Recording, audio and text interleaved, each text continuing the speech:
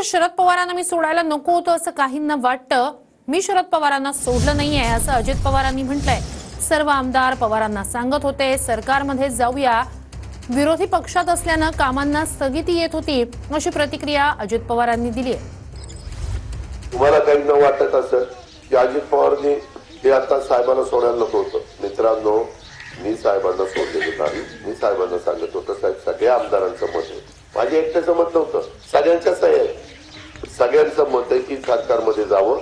का तर कामाला स्टे आला होता. मी तर आता कोण बसेल समाजाला विचारा, राजवर्धनांना विचारा, आपण मंजूर केलेल्या कामाला स्टे आला म्हणलं लोक मला वेळातच काढते. पैसे पाठवले पुन्हा स्टे दिलाय. स्टे मी नव्हता दिला, मी विरोधी पक्ष देता होतो तुमचा, स्टे त्या सरकारने दिला.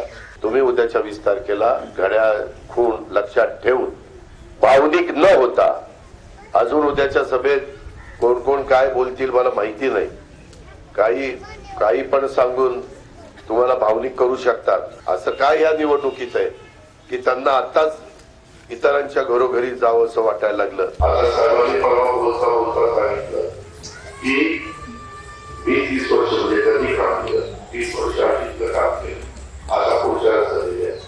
मला तर काय कळलं इथं काय पवाराशिवाय दुसरं कोणाला संधी ऐकलं नाही. आता 30 वर्ष ती, 30 वर्ष ही, 30 वर्ष ती, 100 वर्ष जरी एकाला